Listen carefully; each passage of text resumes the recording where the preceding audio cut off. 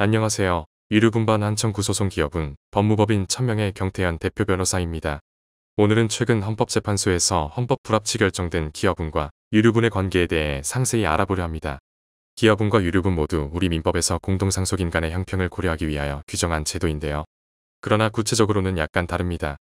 기업은의 경우 통상적으로 기대되는 기여를 뛰어넘는 특별한 기여를 한 상속인에게 해당 기여도 만큼의 상속분을 보장해주는 것입니다.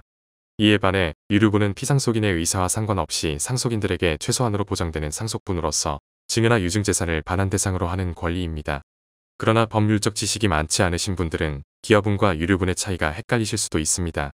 저희 법무법인을 찾아주시는 분들께서도 이러한 기여분과 유류분의 관계에 대해 많이들 궁금해하십니다. 따라서 오늘은 저희 법무법인 천명의 질문 주신 사례를 바탕으로 이 관계에 대해 더 자세히 설명드리려 합니다. 안녕하세요, 변호사님.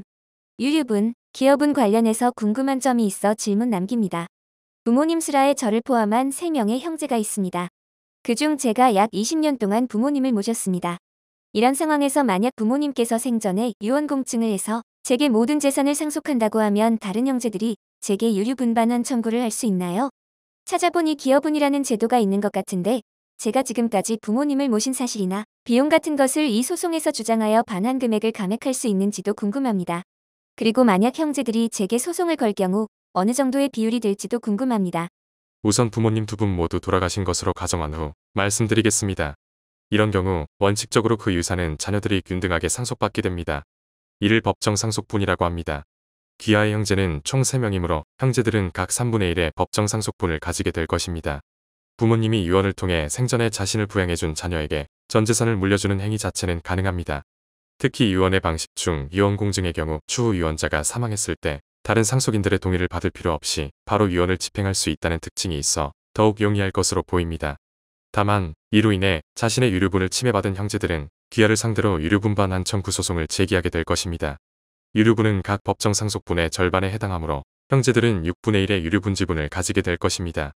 귀하께서는 이로 인해 유류분 청구 소송의 피고가 되었을 경우 기여분을 통해 유류분 감액을 할 수 있는지 궁금하신 것 같습니다. 이에 대해서는 많은 변화가 최근에 있었습니다. 과거에는 원칙적으로 대법원은 유류분 소송에서 기여분 항변을 통한 유류분 방어를 할 수 없다고 명확하게 판시했습니다. 즉 그동안 대법원 판례는 원칙적으로 유류분반환 청구에 대해서 피고의 기여분 공제 항변은 고려하지 않았습니다.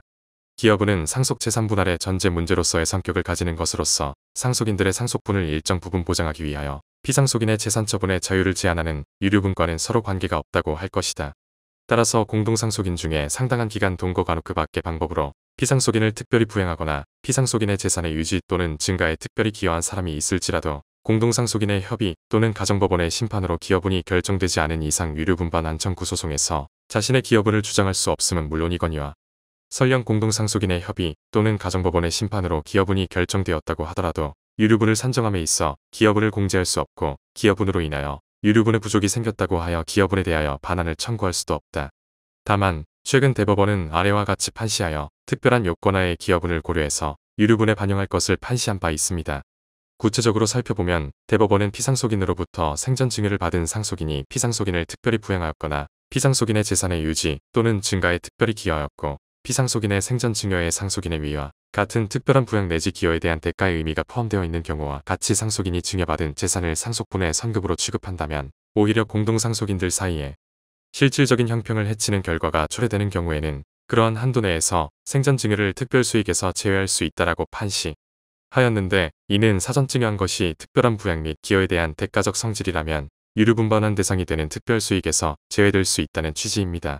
또한 최근 헌법재판소에서는 유류분 청구에 대해서 기여분을 반영하지 않는 것은 헌법에 반한다고 하면서 2025년 12월 31일까지 민법 개정을 하라고 헌법 불합치 결정을 하였습니다.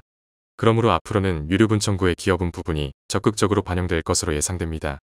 원칙적으로 유류분은 증여나 유언으로 인해 자신의 유류분액이 침해되었을 때 해당 증여, 유증 재산을 대상으로 청구하는 것이고 기여분 제도는 유언 없는 상속 재산에 대한 청구로서 원칙적으로는 완전히 다른 성격을 가지고 있습니다.